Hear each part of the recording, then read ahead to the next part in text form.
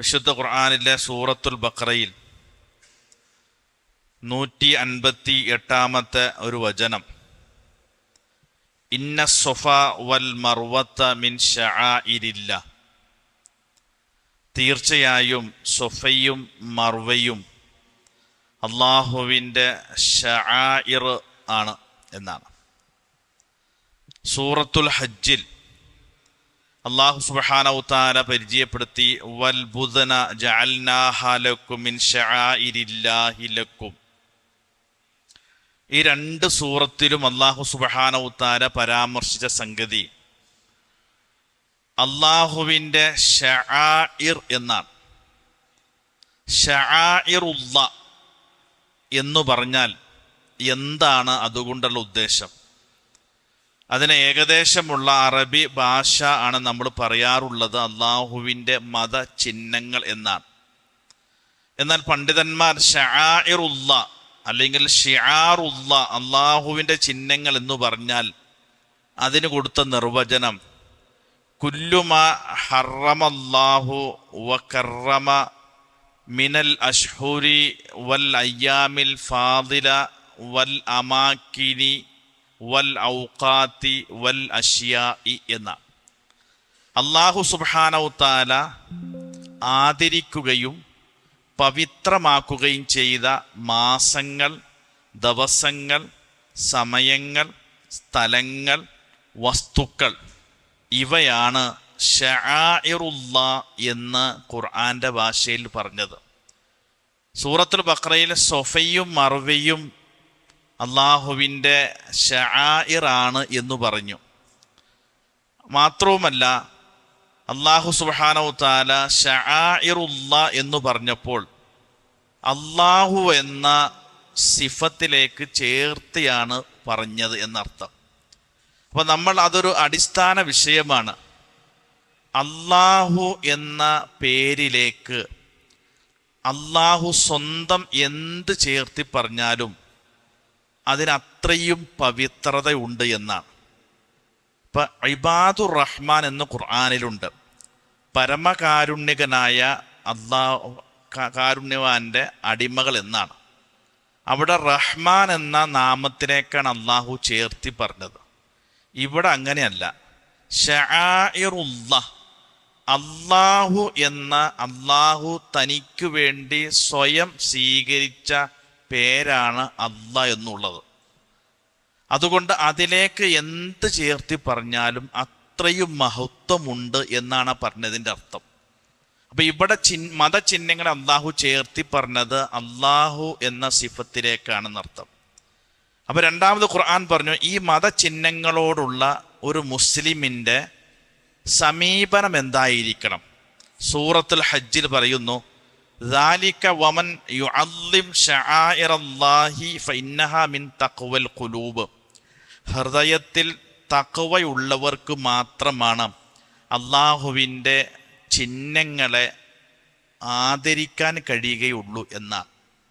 അപ്പം ഞാൻ ഇടയ്ക്കിടയ്ക്ക് അള്ളാഹുവിൻ്റെ ചിഹ്നങ്ങൾ എന്ന് പറയുമ്പോൾ നമ്മുടെ നാട്ടിൽ കാണുന്ന ഒരു മുസ്ലിം സൊസൈറ്റിയുടെ ചിഹ്നമായി കൊണ്ടു നടക്കുന്നത് അതല്ല ഈ പറഞ്ഞതിൻ്റെ അർത്ഥം. ചിഹ്നങ്ങൾ എന്ന് പറഞ്ഞാൽ അള്ളാഹു ആദരിക്കുകയും ബഹുമാനിക്കുകയും ചെയ്ത മാസങ്ങളും ദിവസങ്ങളും വസ്തുക്കളും സമയങ്ങളും സ്ഥലങ്ങളുമാണ് ഈ ശആഇറുല്ലാഹ്, അള്ളാഹുവിൻ്റെ ചിഹ്നങ്ങൾ എന്ന് പറഞ്ഞതിൻ്റെ ഉദ്ദേശം എന്നർത്ഥം. അപ്പം അള്ളാഹുവിൻ്റെ ചിഹ്നങ്ങളെ ആദരിച്ചുകൊണ്ടായിരിക്കണം വിശ്വാസികൾ മുന്നോട്ട് പോകേണ്ടത് എന്നാണ്. സൂറത്തുൽ മാഇദയിൽ ഒന്നുകൂടി പറഞ്ഞു, യാ അയ്യുഹല്ലദീന ആമനു ലാ തുഹില്ലു ശആഇറല്ലാഹ്, അല്ലയോ സത്യവിശ്വാസികളെ, നിങ്ങൾ അള്ളാഹുവിൻ്റെ ചിഹ്നങ്ങളെ അനാദരിക്കരുത് എന്നാണ്. നോക്കൂ എത്ര കൃത്യമാണ്. രണ്ട് ഭാഗം പറഞ്ഞു. ഒന്ന്, എന്താണ് അള്ളാഹുവിൻ്റെ ചിഹ്നങ്ങൾ എന്ന് അള്ളാഹ് പരിചയപ്പെടുത്തി. എന്നിട്ട് ആ ചിഹ്നങ്ങളൊക്കെ അള്ളാഹു തന്നോട് ചേർത്തി പറഞ്ഞു. മൂന്നാമത്, നിങ്ങൾ അവയെ ആദരിക്കുകയും ബഹുമാനിക്കുകയും ചെയ്യണം എന്ന് ഒരു ഭാഗത്ത് പറഞ്ഞു. അതിൻ്റെ മറ്റേ തലയാണ് അനാദരിക്കുകയും ചെയ്യരുത് എന്നാണ്. ആദരിച്ചാൽ മാത്രം പോരാ, ഒരു അനാദരവ് നിങ്ങളുടെ ഭാഗത്തൊന്നും വരാൻ പാടില്ല എന്നാണ് വിശുദ്ധ ഖുർആൻ പറയുന്നത്. എന്നിട്ട് സൂറത്തുൽ തൗബയിൽ അല്ലാഹു സുബ്ഹാനഹു വ തആല പറയാണ്, ഇന്ന ഇദ്ദത്ത ശുഹൂരി ഇൻദല്ലാഹി 12 ശഹറൻ ഫീ കിതാബില്ലാഹി യൗമ ഖലഖ സമാവാതി വൽ അർള മിൻഹാ അർബഅത്തുൻ ഹുറും ദാലിക ദീനുൽ ഖയ്യിം ഫലാ തദ്ലിമു ഫീഹിന്ന അൻഫുസകും. അള്ളാഹുവിൻ്റെ അടുക്കൽ മാസങ്ങളുടെ എണ്ണം 12. ആകാശത്തെയും ഭൂമിയെയും സൃഷ്ടിച്ച അന്ന് മുതൽക്ക് അള്ളാഹുവിൻ്റെ അടുക്കൽ മാസങ്ങൾ എന്ന് പറഞ്ഞാൽ 12. ഈ 12 മാസങ്ങൾ മിൻഹ, ആ 12 എണ്ണത്തിൽ അർബഅത്തുൻ 4 മാസം ഹുറും പവിത്രമായ മാസങ്ങളാണ് എന്നാണ്. അപ്പൊ ഏതാണ് ഈ 4 മാസങ്ങൾ? വിശുദ്ധ ഖുർആൻ പറഞ്ഞു, അള്ളാഹുവിൻ്റെ അടുക്കൽ 12 മാസത്തിൽ 4 എണ്ണം പവിത്രമായ മാസങ്ങളാണ് എന്ന് അള്ളാഹു പറഞ്ഞതിൽ അത് ഏതാണെന്ന് നബി വിശദീകരിച്ചു. സലാസുൻ 3 മാസങ്ങൾ മുത്തവാലിയാത്തുൻ തുടർച്ചയായി വരുന്നതാണ്. ദുൽഖഅദ, ദുൽഹിജ്ജ, മുഹറം വ റജബു മുളറ. 3 മാസം തുടർച്ചയായി വരും. ദുൽഖഅദയും ദുൽഹിജ്ജയും മുഹറം. പിന്നെ മുളർ ഗോത്രത്തിൻ്റെ പേരിൽ അറിയപ്പെടുന്ന റജബു മാസം. ഇതാണ് വിശുദ്ധ ഖുർആൻ പറഞ്ഞ പവിത്രമായ മാസം എന്നാണ്. ഇതിൽപ്പെട്ട ഏത് മാസത്തിലാണ് നമ്മളിപ്പോൾ ഉള്ളത്? ദുൽഖഅദ് മാസത്തിൻ്റെ അവസാനത്തിലാണ്. ഇന്ന് നിലാവ് കാണാത്തത് കൊണ്ട് നാളെ ദുൽഹിജ്ജ 1 അല്ല എന്നാണ് നമുക്ക് കിട്ടിയ വിവരം. അതുകൊണ്ട് നമ്മുടെ ദുൽഖഅദിൻ്റെ ദിവസം പൂർത്തിയാക്കിയിട്ട് മറ്റന്നാൾ ദുൽഹിജ്ജ 1 നമ്മൾ കണ്ടുകൊണ്ട് പോകും എന്നതാണ് നമുക്ക് ഹിലാൽ കമ്മിറ്റി നൽകിയ വിവരം. ഇൻഷാ അല്ലാഹ് അതുമായി നമ്മൾ മുന്നോട്ട് പോകും. അപ്പം അള്ളാഹു അങ്ങനെ പവിത്രമാണെന്ന് പറഞ്ഞാൽ ദുൽഖഅദ് മാസത്തിൻ്റെ അവസാനത്തിലും. ഇനി നമ്മൾ പ്രവേശിക്കാൻ പോകുന്നത് ദുൽഹിജ്ജ മാസത്തിലേക്കാണെന്നർത്ഥം. ഈ ദുൽഹിജ്ജ മാസം എന്ന് പറയുമ്പോൾ നമ്മൾ തിരിച്ചറിയേണ്ടത് ഒരു ഇസ്ലാമിക കലണ്ടറിൻ്റെ അവസാനത്തെ മാസമാണ് ദുൽഹിജ്ജ മാസം. അപ്പോൾ അതുകൊണ്ട് തന്നെ ആ ദുൽഹിജ്ജ മാസം അവസാനത്തെ മാസമാണ് എന്ന ബോധ്യവും നമ്മുടെ മുമ്പിൽ ഉണ്ടായിരിക്കണമെന്നർത്ഥം. എൻ്റെ റസൂലുള്ളാഹി സ്വല്ലല്ലാഹു അലൈഹി വസല്ലമ ഈ ദുൽഹിജ്ജ മാസത്തിലെ ഏറ്റവും പവിത്രമായ ദിവസങ്ങൾ ഏതാണെന്ന് പരിചയപ്പെടുത്തിയത് ഇമാം ബുഖാരി ഉദ്ധരിക്കുന്ന ഹദീസിൽ കാണാം. മാമിൻ അയ്യാമിൽ അൽ അമലു സാലിഹു ഫീഹിന്ന അഹബ്ബു ഇലല്ലാഹി മിൻ ഹാദിഹിൽ അയ്യാമി. അല്ലാഹു സുബ്ഹാനഹു തആലയ്ക്ക് ഒരു അടിമ അമലു സ്വാലിഹാത്ത് ചെയ്യുകയാണെങ്കിൽ ഈ 10 ദിവസം ചെയ്യുന്നതാണ് അള്ളാഹ്ക്ക് ഏറെ ഇഷ്ടമെന്നാണ്. നമ്മൾ ശരിക്കും ശ്രദ്ധിക്കണം. പ്രവാചകന്റെ പദങ്ങൾ നോക്കൂ. ഒരു അടിമ അമലു സ്വാലിഹാത്ത് ചെയ്യുകയാണെങ്കിൽ ഈ 10 ദിവസങ്ങളിൽ ചെയ്യുന്നതിലാണ് അള്ളാഹ്ക്ക് ഏറെ ഇഷ്ടം എന്നാണ്. സമാനമായ മറ്റൊരു ഹദീസ്, അത് ഇമാം അഹ്മദ് ഉദ്ധരിക്കുന്ന ഹദീസിൽ കാണാം. മാമിൻ അയ്യാമിൻ അഅളമു ഇൻദല്ലാഹി വല അഹബ്ബു ഇലൈഹിൽ അമലു ഫീഹിന്ന മിൻ ഹാദിഹിൽ അയ്യാമിൽ അശർ. അള്ളാഹുവിനെ ഏറെ ഇഷ്ടപ്പെട്ടതും അള്ളാഹുവിൻ്റെ അടുക്കൽ ഏറ്റവും മഹത്തായ ദിവസങ്ങൾ എന്ന് പറഞ്ഞാൽ ഈ ദിവസങ്ങളാണ്. അതുകൊണ്ട് ഫഅക്സിറു, നിങ്ങൾ വർദ്ധിപ്പിക്കണം, ഫീഹിന്ന, ആ മാസത്തിൽ, മിനത്തഹ്ലീലി വതഹ്മീദി വതസ്ബീഹി വതക്ബീർ. തഹ്ലീൽ, ലാ ഇലാഹ ഇല്ലല്ലാഹ് വരുന്ന ദിക്റുകളും ദുആകളും, വതഹ്മീദ്, അൽഹംദുലില്ലാ വരുന്ന ദിക്റുകളും ദുആകളും, വതസ്ബീഹ്, തസ്ബീഹുകളും, വതക്ബീർ, അല്ലാഹു അക്ബർ പോലെയുള്ള വരുന്ന തക്ബീർ നിങ്ങൾ എന്ത് ചെയ്യണം? ഈ ദിവസങ്ങളിൽ വർദ്ധിപ്പിക്കണമെന്നുള്ളതാണ്. നോക്കൂ, ഈ ദിവസങ്ങൾ അപ്പോൾ നമ്മൾ 4 മാസമാണ് പവിത്രമായതെന്ന് പറഞ്ഞു. ആ 4 മാസത്തിൽ നമ്മുടെ മുമ്പിലുള്ള ദുൽഹിജ്ജ മാസത്തിലെ ഏറ്റവും ശ്രേഷ്ഠം എന്ന് പറഞ്ഞാൽ ആദ്യത്തെ 10 ദിവസങ്ങളാണെന്ന് പറഞ്ഞു. മാത്രവുമല്ല, വിശുദ്ധ ഖുർആനിലെ സൂറത്തുൽ ഹജ്ജിനെ കുറിച്ച് പറഞ്ഞപ്പോൾ അള്ളാഹു പറഞ്ഞു, ലിയശ്ഹദു മനാഫിഅ ലഹും വയദ്കുറു സ്മല്ലാഹി ഫി അയ്യാമിൻ മഅലൂമാത്ത്. നിങ്ങൾ ഹജ്ജിന് പോകുമ്പോൾ ഒരുപാട് ചരിത്ര സന്ദർഭങ്ങൾക്ക് സാക്ഷിയാകാനാണ് നിങ്ങൾ പോകുന്നത് എന്ന കൂട്ടത്തിൽ പറയട്ടെ, ഇസ്ലാമിലെ ഇബാദത്തുകളിൽ ചരിത്രം അറിഞ്ഞ് നിർവഹിക്കേണ്ട ഇബാദത്ത് ഹജ്ജ് മാത്രമേ ഉള്ളൂ. ചരിത്രം കൂടി അറിയണം. നിസ്കാരത്തിൻ്റെ പൂർത്തീകരണത്തിന് നിസ്കാരത്തിൻ്റെ ചരിത്രം അറിയണോ? വേണ്ട. നോമ്പിൻ്റെ പൂർത്തീകരണത്തിന് നോമ്പിൻ്റെ ചരിത്രം അറിയണ്ട. ഹജ്ജിൻ്റെ പൂർത്തീകരണത്തിന് എന്തറിയണം? ഹജ്ജിൻ്റെ ചരിത്രം അറിയണം. അപ്പം അള്ളാഹു എന്തിനാ പറഞ്ഞത്? നിങ്ങൾ ചില ചരിത്ര സന്ദർഭങ്ങൾക്ക് നിങ്ങൾ സാക്ഷികളാകാനാണ് പോകുന്നത് എന്നാണ്. എന്നിട്ട് യദ്കുറുസ്മല്ലാഹി ഫി അയ്യാമിൻ മഅലൂമാത്ത്, അറിയപ്പെട്ട ദിവസങ്ങളിൽ നിങ്ങൾ കൂടുതൽ അള്ളാഹുവിനെ സ്മരിക്കാൻ എന്നാണ്. ഇവിടെ അറിയപ്പെട്ട ദിവസങ്ങൾ എന്ന് പറഞ്ഞാൽ അതിൻ്റെ പവിത്രത അറിയപ്പെട്ടത് എന്നതാണ് എൻ്റെ ഉദ്ദേശം. ആ അയ്യാമിൻ മഅലൂമാത്ത് എന്ന് പറഞ്ഞാൽ ഇബ്നു അബ്ബാസിനെ പോലെയുള്ള സഹാബത്ത്. ആരാണ് ഇബ്നു അബ്ബാസ് റളിയല്ലാഹു അൻഹു? നബി സല്ലല്ലാഹു അലൈഹി വസല്ലമയ്ക്ക് ശേഷം വിശുദ്ധ ഖുർആനിലെ ഒരു ആയത്ത് ആധികാരികമായി വിശദീകരിക്കുവാനുള്ള ധാർമ്മികമായ യോഗ്യതയുള്ള ഒന്നാമത്തെ സഹാബി ഇബ്നു അബ്ബാസ് റളിയല്ലാഹു അൻഹു ആണ്. നമ്മൾ അതാണ് മനസ്സിലാക്കേണ്ടത്.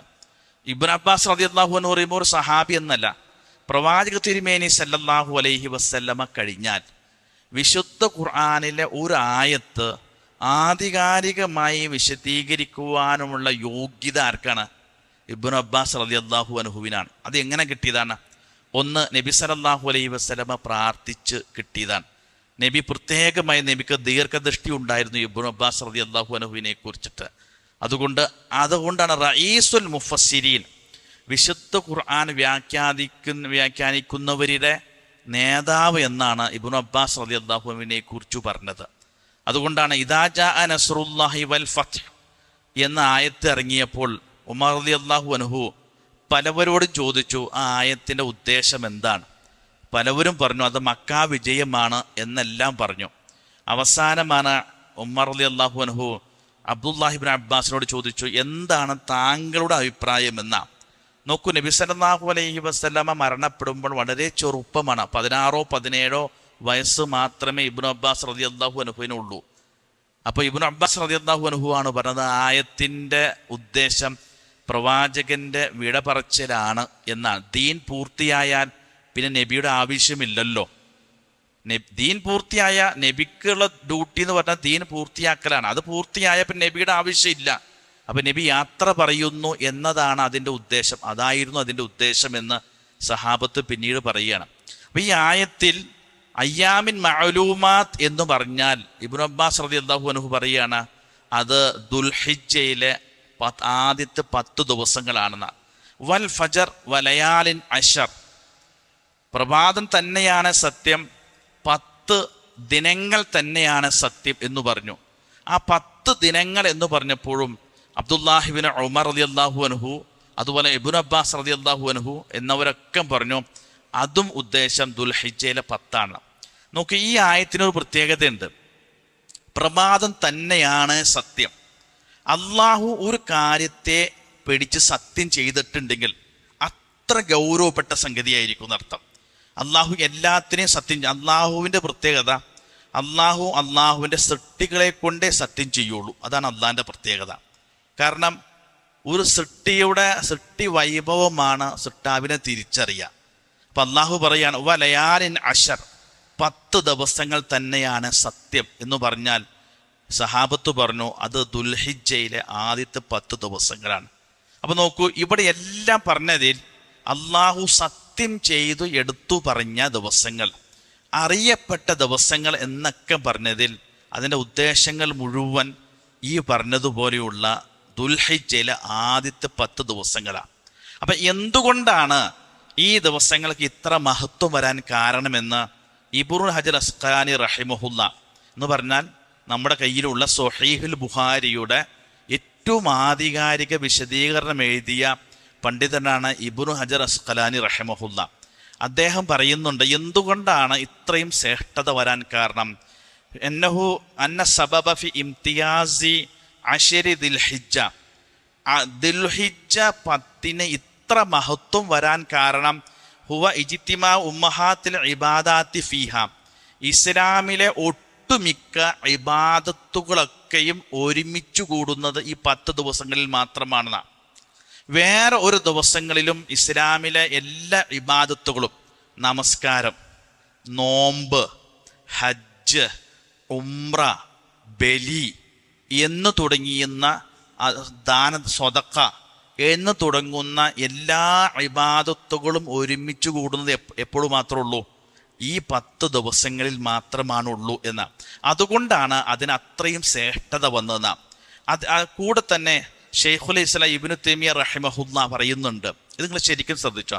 അദ്ദേഹം പറയാണ്, റമദാനിൻ്റെ അവസാനത്തെ 10ന്റെ രാത്രി ദുൽഹജ്ജ് 10ന്റെ രാത്രിയേക്കാളും ശ്രേഷ്ഠമാണ്. റമദാനിൻ്റെ അവസാനത്തെ 10ലെ രാത്രികൾ ദുൽഹജ്ജ് 10ലെ രാത്രിയേക്കാളും ശ്രേഷ്ഠമാണ്. റമദാനിൻ്റെ അവസാനത്തെ 10ന്റെ പകലുകളിലേക്കാളും ശ്രേഷ്ഠം ദുൽഹജ്ജിലെ 10ലെ പകലുകൾക്കാണ്. റമദാനിൻ്റെ അവസാനത്തെ 10ന്റെ പകലുകളെക്കാളും ശ്രേഷ്ഠം ദുൽഹജ്ജ് 10ലെ പകലുകൾക്കാണ്. അപ്പം റമദാനിൻ്റെ രാത്രികൾക്കാണ് ശ്രേഷ്ഠത, ഇവിടെ പകലുകൾക്കാണ് ശ്രേഷ്ഠത. എന്തുകൊണ്ടാണ് രാത്രികൾക്ക് ശ്രേഷ്ഠതായി? ഇന്നാ അൻസൽനാഹു ഫീ ലൈലത്തുൽ ഖദർ, ഖുർആൻ ഇറക്കിയത് ഒരു രാത്രി ആയതുകൊണ്ടാണ് എന്ത് സംഭവിച്ചത്? രാത്രിക്ക് കൊടുത്തത് എന്നർത്ഥം. ഇവിടെ എന്താണ് പകലിന് ശ്രേഷ്ഠത? ഈ അവസാനത്തെ 10ഉം ഈ 10ഉം തമ്മിൽ വലിയ ബന്ധമുണ്ടോ? ഉണ്ട്. ഖുർആൻ ഇറങ്ങിയതിൻ്റെ നമ്മുടെ ഓർമ്മയാണ് ഏത്? റമദാൻ അല്ലേ? ഖുർആൻ ഇറങ്ങിയത് റമദാനിലാണ്. ദീൻ പൂർത്തിയായത് ദുൽഹജ്ജിലാണ്. അപ്പോൾ ഖുർആൻ ഇറങ്ങിയത് കൊണ്ട് ആ രാത്രി അല്ലാഹു സുബ്ഹാനഹു വ തആല പവിത്രമാക്കി. ദീൻ പൂർത്തിയായത് എപ്പോഴാ? ദുൽഹജ്ജ്, പകല്, അറഫ, വെള്ളിയാഴ്ച. അപ്പം ഒരു ദീൻ്റെ 2 ഘട്ടങ്ങളും ആര് പൂർത്തിയാക്കിയാണ്? അല്ലാഹു സുബ്ഹാനഹു വ തആല പൂർത്തിയാക്കി നമുക്ക് തരികയാണെന്നർത്ഥം. അതുകൊണ്ട് നമുക്ക് എന്തു വേണം? ഇത്രയും ശ്രേഷ്ഠമായ ദിവസങ്ങൾ അതിനെ ഉപയോഗപ്പെടുത്താൻ കഴിയണം. ഇനി ഇതിന് ഏറ്റവും ഗൗരവപ്പെട്ട സംഗതി എന്താണെന്നറിയുമോ? ഈ ദിവസങ്ങളുടെ ശ്രേഷ്ഠത, അതിൽ ചെയ്യുന്ന അമലുകൾക്ക് ഇത്രയും പ്രതിഫലമുണ്ടെങ്കിൽ ഈ 10 ദിവസങ്ങളിൽ നമ്മുടെ ഭാഗത്തുനിന്ന് വരുന്ന തിന്മകൾക്ക് അതിഗുരുതരമായിരിക്കും. ഈ 10 ദിവസങ്ങൾ ഏത് അമലു സ്വാലിഹാത്ത് ചെയ്താലും അള്ളാഹ്ക്ക് ഏറെ ഇഷ്ടം ഇപ്പോഴാണ്.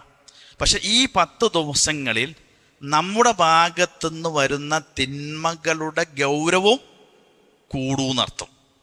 അപ്പം അതുകൊണ്ട് എന്തു പാടില്ല? വളരെ സൂക്ഷിച്ച് ജീവിച്ചില്ലെങ്കിൽ നമുക്ക് അള്ളാഹുവിൻ്റെ ഈ മാസങ്ങളെയും ദിവസങ്ങളെയും അനാദരവ് നടത്തി എന്ന ശിക്ഷ നമ്മൾ വാങ്ങിയെടുക്കേണ്ടി വരുമെന്നർത്ഥം. അപ്പോൾ ചോദിക്കും, അങ്ങനെ നമ്മൾ അനാദരവ് കാണിക്കാതിരുന്നാൽ പോരെ എന്നാണ്. അപ്പം അള്ളാഹു പറഞ്ഞു, അനാദരവ് കാണിക്കരുത് മാത്രമല്ല, നിങ്ങൾ ആദരിക്കുകയും വേണം എന്നാണ്. അവിടെയാണ് വിഷയം. നമ്മൾ എങ്ങനെയാണ് ഈ മാസത്തെ ആദരിക്കുക? എങ്ങനെ ആദരിക്കാം? നബി പറഞ്ഞു, അമലുസാലിഹാത്ത് കൊണ്ട് ധന്യമാക്കണം. അതാണ് ഉദ്ദേശം. ഞാൻ ആ മാസത്തെ ആദരിക്കുന്നുണ്ട് എന്ന് പറഞ്ഞുകൊണ്ട് നടന്നുകൊണ്ടായില്ല. അമലുസ്വാലിഹാത്ത് ചെയ്ത് ഈ 10 ദിവസങ്ങളുടെയും പകലുകൾ ധന്യമാക്കി അള്ളാഹുവിന് ഏറെ ഇഷ്ടപ്പെട്ട ദിവസങ്ങളിൽ ഏറെ ഇഷ്ടപ്പെട്ട അമലുകൾ ചെയ്ത് ഇഷ്ടദാസന്മാരാകാൻ ശ്രമിക്കലാണ് നമ്മുടെ ബാധ്യത. അള്ളാഹു തൗഫീക്ക് നൽകി അനുഗ്രഹിക്കുമാറാകട്ടെ. അപ്പം അതാണ് ഒരു ഗൗരവം. അപ്പം നമുക്ക് എങ്ങനെ ധന്യമാക്കാമെന്നറിയാം? വളരെ എളുപ്പമാണ്. ചില കാര്യങ്ങളൊന്ന് ശ്രദ്ധിച്ചാൽ മതി. ഒന്നാമത്, നമുക്കൊരു തീരുമാനമെടുക്കാൻ കഴിയണം. ഇൻഷാ അല്ലാഹ് അത് എപ്പോഴും വേണം. ഈ ദുൽഹജ്ജ് 10ന്റെ പകലുകൾ ഞാൻ എല്ലാ ഫർദ് നമസ്കാരവും ജമാഅത്തായി നമസ്കരിക്കാൻ ശ്രമിക്കും. ഒന്നതാ, എല്ലാവരും മനസ്സിൽ ഉറപ്പിക്കാം. എല്ലാ ഫർദ് നമസ്കാരവും ജമാഅത്തായി നിർവഹിക്കാൻ ഞാൻ ശ്രമിക്കും. ഇതല്ലാത്തപ്പോഴും ബാധ്യതയാണ്. ഫർദ് നമസ്കാരങ്ങൾ മുഴുവൻ ജമാഅത്തായി നിസ്കരിക്കാനാണ് കൽപ്പിക്കപ്പെട്ടിരിക്കുന്നത് നമ്മോട്. ഒറ്റയ്ക്ക് നിസ്കരിച്ചാൽ നിസ്കാരം വീടും, ജമാഅത്ത് നഷ്ടപ്പെടുത്തിയതിന് വേറെ മറുപടി പറയേണ്ടി വരും എന്ന് തിരിച്ചറിയണം. അപ്പോൾ ഒന്നതാ. രണ്ടാമത്, എല്ലാ ഫർദ് നമസ്കാരത്തിൻ്റെയും ഒപ്പമുള്ള റവാത്തിബ് സുന്നത്തുകൾ ഞാൻ നഷ്ടപ്പെടുത്തില്ല എന്നാണ്. റവാത്തിബ് വളരെ ഗൗരവപ്പെട്ട സംഗതിയാണ്. എന്തിനാ റവാത്തിബ്? ഫർദ് നമസ്കാരങ്ങൾക്ക് വരുന്ന പോരായ്മ പരിഹരിക്കാനാണ് റവാത്തിബ്. ഇത് റവാത്തിബ് തന്നെ ഇല്ലെങ്കിലോ? ഫർദ് തന്നെ അപൂർണാണ്. ഇനി അല്ലാഹു സുബ്ഹാനഹു വ തആല എന്ന ഏതെങ്കിലും ഒരു ഫർദ് പൂർണ്ണമാക്കാൻ വേണ്ടി റവാത്തിബ് നോക്കുമ്പോൾ റവാത്തിബ് നമ്മുടെ കയ്യിലില്ലെങ്കിലോ ആ നിസ്കാരം അപൂർണമായിട്ട് നിൽക്കും. അപ്പോൾ വളരെ ഗൗരവപ്പെട്ട സംഗതിയാണ്. അപ്പം അതുകൊണ്ട് എല്ലാ റവാത്തിബ് സുന്നത്തുകളും ഞാൻ നിർവഹിക്കുമെന്ന് നമുക്ക് തീരുമാനമെടുക്കാൻ കഴിയണം. പിന്നെ പകലാണല്ലോ ഏറ്റവും ഉത്തമം. അപ്പോൾ പകലിൽ നമുക്ക് നിർവഹിക്കാൻ പറ്റുന്ന നിസ്കാരമാണ് ളുഹ നമസ്കാരം. സൂര്യൻ ഉദിച്ച് ആ ഉദയം കഴിഞ്ഞ് അതിൻ്റെ ചൂട് തുടങ്ങുന്ന വരെയുള്ള സമയത്ത് 2 റക്അത്ത് നമസ്കരിച്ചാൽ മതി. റസൂലുള്ളാഹി സ്വല്ലല്ലാഹു അലൈഹി വസല്ലമ വളരെ ശ്രേഷ്ഠമായി പറഞ്ഞ സംഗതിയാണ് ളുഹ നമസ്കാരം. അപ്പം നമുക്കൊന്ന് മനസ്സ് വച്ചാൽ, നമുക്കിപ്പോൾ ഓഫീസിലെ ജോലിക്കൊക്കെ പോകുന്നവരാണെങ്കിൽ നമ്മൾ ആ സമയത്ത് ഒന്ന് 2 റക്അത്ത് നിസ്കരിച്ചുകൊണ്ട് ഓഫീസിലേക്ക് ജോലിക്ക് പോയി കഴിഞ്ഞാൽ വളരെ അനുഗ്രഹീതമായിരിക്കും. അപ്പോൾ പകലിലായതുകൊണ്ട് നമുക്ക് ളുഹ നിസ്കരിക്കാൻ ശ്രദ്ധിക്കണം. പിന്നെ വിശുദ്ധ ഖുർആൻ്റെ പാരായണമാണ്.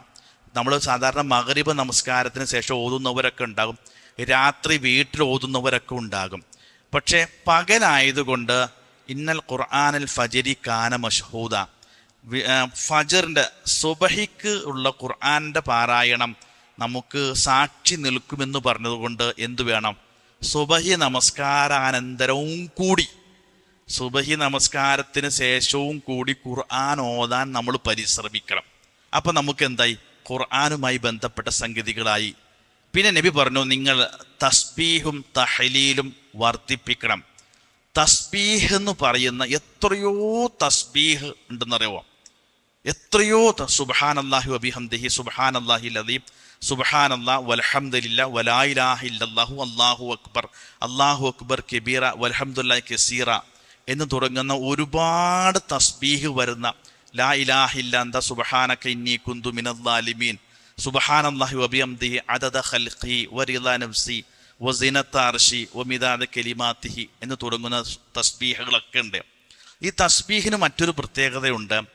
ഒരു മനുഷ്യൻ അനുഭവിക്കുന്ന ഏത് മാനസിക സംഘർഷങ്ങൾക്കും ഒരു മോചനമായി പറഞ്ഞത് തസ്ബീഹ് ചെല്ലാനാണ്. ഏറ്റവും കൂടുതൽ മാനസികമായി പ്രയാസപ്പെട്ട ലോകത്തെ ഒരേ ഒരു വ്യക്തിയുള്ളൂ, അതാരാണ്? റസൂലുള്ളാഹി സ്വല്ലല്ലാഹു അലൈഹി വസല്ലമ. നമ്മളൊന്നും നബി കേട്ടതിൻ്റെ അനുഭവിച്ചതിൻ്റെ 100% പോലും നോക്കൂ. നമ്മൾ നബി ജീവിച്ചിരിക്കെ നബിയുടെ ഭാര്യയെക്കുറിച്ച് വ്യഭിചാരാരോപണം പറയാണ്. ഇതാ പ്രവാചകൻ കേൾക്കുകയാണ്. നോക്കൂ, സ്വന്തം ഭാര്യയെക്കുറിച്ച് അങ്ങനെ ഒരു ആരോപണം പറഞ്ഞാൽ തല ഉയർത്തി നടക്കാൻ പറ്റുമോ നാട്ടിൽ? അത് പ്രവാചകനാണ്. ശത്രുക്കൾ 100 കണ്ണുകൾ നബിക്ക് നേരെ നോക്കിക്കൊണ്ടിരിക്കുമ്പോഴാണ്. അപ്പം നബിയുടെ മനസ്സ് വല്ലാതെ വേദനിച്ചു. അപ്പോൾ ഖുർആൻ ആശ്വസിച്ചു, വലഖദ് നഅലമു അന്നക യളീഖു സുദുറുക ബിമാ യഖൂലുൻ. നബിയെ, അവർ പറയുന്നത് കേട്ട് അങ്ങയുടെ മനസ്സ് വേദനിക്കുന്നുണ്ടെന്ന് എനിക്കറിയാം. അതിനെന്ത് വേണം? ഫസബ്ബിഹ്, നീ തസ്ബീഹ് ചൊല്ലിക്കോ എന്നാ. അപ്പം എൻ്റെ അർത്ഥം എന്താ? തസ്ബീഹ് ഏത് മനസ്സിൻ്റെ വേദനയും ഇല്ലാതെയാക്കും എന്നാ ഈ പറഞ്ഞതിൻ്റെ അർത്ഥം. യൂനുസ് നബിയെക്കുറിച്ച് പറഞ്ഞപ്പോൾ അള്ളാഹു പറഞ്ഞു, അങ്ങനെ പ്രാർത്ഥിച്ചില്ലായിരുന്നുവെങ്കിൽ ആ മത്സ്യത്തിൻ്റെ വയറിൽ കിടന്നേനെ. എന്നിട്ട് അള്ളാഹു പറഞ്ഞെന്താണോ? വനജ്ജൈനാഹു മിനൽ ഗമ്മി, അദ്ദേഹം അനുഭവിച്ചിരുന്ന മാനസിക പ്രയാസത്തിൽ നിന്ന് രക്ഷപ്പെടുത്തിയെന്ന, കടലിൽ നിന്ന് രക്ഷപ്പെടുത്തിയെന്നല്ല, മത്സ്യത്തിൻ്റെ വയറ്റിൽ നിന്ന് രക്ഷപ്പെടുത്തിയെന്നല്ല പറഞ്ഞത്. പിന്നെന്താ പറഞ്ഞത്? അദ്ദേഹം അനുഭവിച്ചു കൊണ്ടിരിക്കുന്ന മാനസിക സംഘർഷം ഉണ്ടല്ലോ, ഈ മത്സ്യത്തിൻ്റെ ഉള്ളിൽ കിടന്ന്, അതിൽ നിന്ന് ഞാൻ രക്ഷപ്പെടുത്തി. കാരണം എന്താണ്? ലാ ഇലാഹ ഇല്ലാ അന്ത സുബ്ഹാനക ഇന്നി കുന്തു മിനൽ ളാലിമീൻ എന്ന. അപ്പം തസ്ബീഹുകൾക്ക് അങ്ങനെ വലിയ മാസ്മരികമായ കഴിവുണ്ട് എന്ന് നമ്മൾ തിരിച്ചറിഞ്ഞ് നമ്മുടെ ഏത് പ്രശ്നത്തിനും പരിഹരിക്കാൻ ഏതിന് കഴിയും? തസ്ബീഹിന് കഴിയും. അതുകൊണ്ട് തസ്ബീഹുകൾ വർദ്ധിപ്പിക്കാം എന്നതാണ് റസൂലുള്ളാഹി സ്വല്ലല്ലാഹു അലൈഹി വസല്ലമ പറഞ്ഞ ഒരു സംഗതി എന്നർത്ഥം. ഇനി മറ്റൊന്നുള്ളത്, പകലിലാണല്ലോ. ഇസ്ലാമിൽ പകലിൽ മാത്രം നിർവഹിച്ചാൽ സ്വീകരിക്കപ്പെടുന്ന ഒരേ ഒരു അമലുള്ളൂ. അതേതാ? നോമ്പാണ്. പകലിൽ നിർവഹിച്ച സ്വീകരിക്കപ്പെടുന്ന ഒരു അമൽ ഏതു മാത്രമേ ഉള്ളൂ? നോമ്പ് മാത്രമേ ഉള്ളൂ. അപ്പോൾ നമ്മൾ പിന്നെ എന്താ വർദ്ധിപ്പിക്കേണ്ടത്? നോമ്പാണ്. അപ്പോൾ അതിനെക്കുറിച്ച് ഒരുപാട് വിശദീകരണങ്ങളും ഉണ്ടെങ്കിലും നിരുപാധികം നമുക്ക് നോമ്പ് അനുഷ്ഠിക്കുവാനുള്ള അനുവാദമുണ്ട്. എന്താ കാരണം? ഏത് അമലും വർദ്ധിപ്പിക്കാനാണ് റസൂലുള്ളാഹി സ്വല്ലല്ലാഹു അലൈഹി വസല്ലം പറഞ്ഞത്. മാത്രവുമല്ല പകലാണ് ഉപയോഗപ്പെടുത്തേണ്ടതെന്നും പറഞ്ഞു. അപ്പോൾ പകൽ ഉപയോഗപ്പെടുത്തുമ്പോൾ ഏറ്റവും നല്ലത് ഏതാണ്? നോമ്പാണ്. എന്താ നോമ്പിന് പ്രത്യേകത? റസൂലുള്ളാഹി സ്വല്ലല്ലാഹു അലൈഹി വസല്ലം പറഞ്ഞു, മൻ സാമ യൗമൻ ഫീ സബീലില്ലാഹി ബഅദല്ലാഹു വജ്ഹു അനിന്നാരി 70 ഖരീഫൻ. ആരെങ്കിലും അള്ളാഹുവിൻ്റെ തൃപ്തി ആഗ്രഹിച്ചുകൊണ്ട് അള്ളാഹുവിൻ്റെ മാർഗത്തിൽ ഒരു നോമ്പ് അനുഷ്ഠിച്ചാൽ 70 വർഷം അകലത്തിലേക്ക് അവൻ്റെ മുഖത്തെ അള്ളാഹു മാറ്റുന്ന. ഇത് ഫർള് നോമ്പിനെ കുറിച്ചല്ല, സുന്നത്ത് നോമ്പിനെ കുറിച്ചിട്ടാ. നമുക്ക് ഒരു സുന്നത്ത് നോമ്പ് കൊണ്ട് 70 വർഷം ദൂരത്തേക്ക് നരകത്തിൽ നിന്ന് അള്ളാഹു നമ്മളെ അകറ്റും. നിങ്ങൾ ആ ഹദീസും തിരിച്ചു വായിച്ചു നോക്കൂ. അങ്ങനെ നോമ്പ് നോറ്റ മനുഷ്യൻ 70 വർഷം ദൂരത്തേക്ക് പോയി. ഇനി അയാൾ ഒരു പക്ഷേ നരകത്തിലേക്ക് തിരിച്ചു വരണമെങ്കിൽ എത്ര വർഷം എടുക്കും? 70 വർഷം എടുക്കും. ഈ 70-നൊരു പ്രത്യേകത ഉണ്ട്. റസൂലുള്ളാഹി സ്വല്ലല്ലാഹു അലൈഹി വസല്ലമ സഹാബത്ത് ഇങ്ങനെ ഇരിക്കുമ്പോൾ പെട്ടെന്ന് വലിയൊരു ശബ്ദം കേട്ട് സഹാബത്ത് ഞെട്ടിത്തിരിച്ചു. അപ്പം നബി ചോദിച്ചു, എന്താ ശബ്ദം എന്നറിയോ? സഹാബത്ത് പറഞ്ഞു, നിഷ്കളങ്കരാണല്ലോ. അവർ പറഞ്ഞു, അല്ലാഹു റസൂലു ആലം, അള്ളാഹു റസൂലിനറിയാം. അപ്പം നബി പറഞ്ഞു, അത് 70 വർഷം മുമ്പ് ഒരു കല്ലിനെ അള്ളാഹ് നരകത്തിലേക്ക് വലിച്ചെറിഞ്ഞിരുന്നു. ആ കല്ല് പോയി അടിത്തട്ടിൽ വീണ ശബ്ദമാണ്. അപ്പോൾ നരകത്തിലേക്ക് ഇട്ട ഒരു കല്ല് നരകത്തിലെത്താൻ എത്ര വർഷം എടുത്തു? 70 വർഷം. നമുക്കതിൻ്റെ എഫക്റ്റ് മനസ്സിലാക്കണമെങ്കിലേ, ഒരു വയസ്സുള്ള ഒരു കുട്ടിയെ പിടിച്ച് നരകത്തിലേക്ക് ഇട്ടാൽ എത്രാമത്തെ വയസ്സിലെത്തുള്ളൂ? 70-ാമത്തെ വയസ്സിലാ കുട്ടി എത്തുള്ളൂ എന്നർത്ഥം. അത്രയും ആഴമുള്ള 70 വർഷം ആഴമുള്ള. അപ്പോൾ ഈ 70 വർഷം എന്ന് പറഞ്ഞാൽ അപ്പോൾ അത്രയും ദൂരം നമ്മളെ അകറ്റാൻ കഴിയുന്ന ഏക ഇബാദത്ത് ഏതാണ്? നോമ്പാണ്. അപ്പം നമുക്ക് നോമ്പ് വർദ്ധിപ്പിക്കാം. അതിന് പണ്ഡിതന്മാർ നൽകിയ വിശദീകരണം, ഒന്ന്, നിരുപാധികം നമുക്ക് 1 മുതൽ 9 വരെ നോമ്പ് അനുഷ്ഠിക്കാം. നബി സല്ലല്ലാഹു അലൈഹി വസല്ലമ അങ്ങനെ 9 ദിവസം നോമ്പ് അനുഷ്ഠിച്ചു എന്ന് സ്ഥിരപ്പെട്ട ഹദീസുകൾ ഇല്ലാത്തതിൻ്റെ പേരിൽ പണ്ഡിതന്മാർ പറഞ്ഞു, നിരുപാധികം ഏത് അമലും വർദ്ധിപ്പിക്കാം എന്ന് പറഞ്ഞതുകൊണ്ട് ഒരാൾക്ക് വേണമെങ്കിൽ അങ്ങനെ ചെയ്യാം, അനുവദനീയമാണ്. അല്ലെങ്കിൽ രണ്ടാമത് ഒന്നിടവിട്ട് നോമ്പ് അനുഷ്ഠിക്കാം. അത് എപ്പോഴാണെങ്കിലും അനുവദനീയമാണ്, ഏതു മാസം ഒന്നിടവിട്ട്. അതല്ലെങ്കിൽ പിന്നെന്താണ്? അതിലെ തിങ്കളും വ്യാഴവുമാണ് പിന്നെ ഉള്ളത് അർത്ഥം. അപ്പം ഇതിൽ ഏറ്റവും നമുക്ക് ചെറുതെടുക്കാനല്ല ഞാൻ പറഞ്ഞതിൻ്റെ അർത്ഥം. നോമ്പിൻ്റെ തിങ്കളും വ്യാഴവും റസൂലുള്ളാഹി സ്വല്ലല്ലാഹു അലൈഹി വസല്ലം നോമ്പിനെ കുറിച്ച് പറഞ്ഞത്, തുഅറദുൽ അഅ്മാലു യൗമൽ ഇസ്നൈനി വൽ ഖമീസ്. എല്ലാ തിങ്കളും വ്യാഴവുമാണ് നമ്മുടെ റെക്കോർഡ് അള്ളാഹുവിൻ്റെ മുമ്പിൽ ചെല്ലുക. ആഴ്ചയിലെ റെക്കോർഡ് അള്ളാഹ് നമ്മുടെ റെക്കോർഡ് എടുക്കുക തിങ്കളും വ്യാഴ.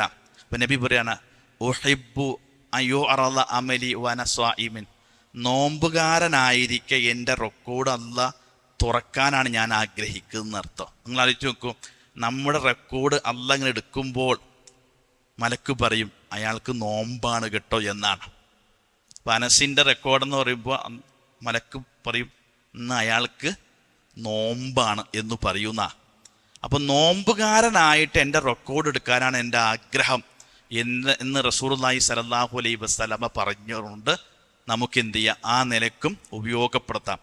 ഈ ഹദീസ് വിശദീകരിച്ചിട്ട് ഇമാം നവവി റഹിമഹുല്ല പറഞ്ഞൊരു വാചകമുണ്ട്, വഹിയ മുസ്തഹബ്ബുൻ ഇസ്തിഹ്ബാബൻ ശദീദൻ.